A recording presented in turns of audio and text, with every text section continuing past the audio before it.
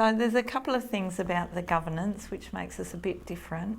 One is that all the patients and their families are invited to the directors' meetings as well, which means that there's a lot of transparency, that the patients are feeding directly to the directors about how things are going for them and what they want and if they're having any troubles, but they also all understand the money story, where the money's coming from, why we can do some things and we can't do others.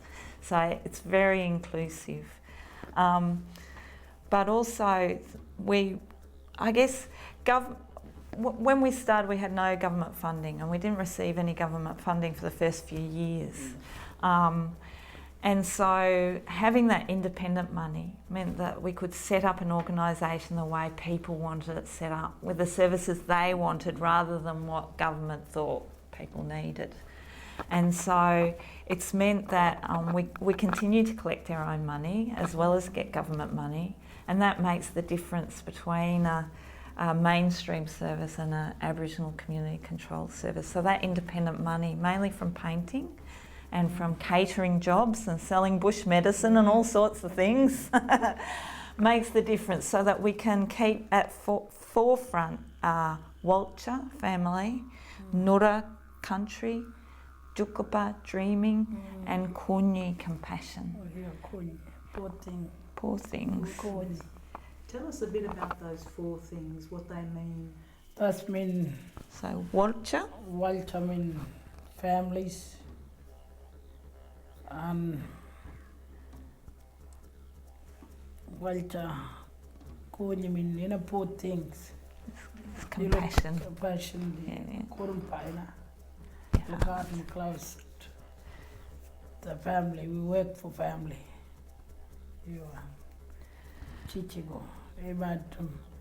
One time I have a little kid's getting worse with the kidney. That's why we'll put them first on the front, the renal.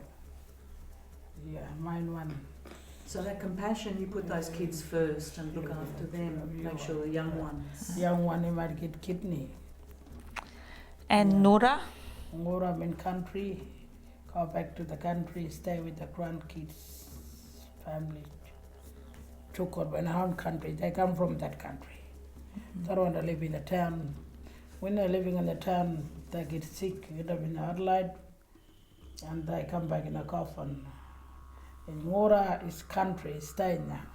Make you strong spirit when they're living in our own country. But they're lucky for that renal.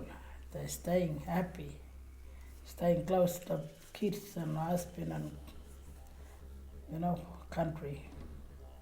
This is a really important story, isn't it? Building those cultural values into the program, into the governance, is actually a strength for health. Is that the way that you're thinking? Is it? yeah, oh, absolutely. And I think really important with this project too is UMOB used to talk about how we go to lots of meetings and it's talking, nothing ever happens.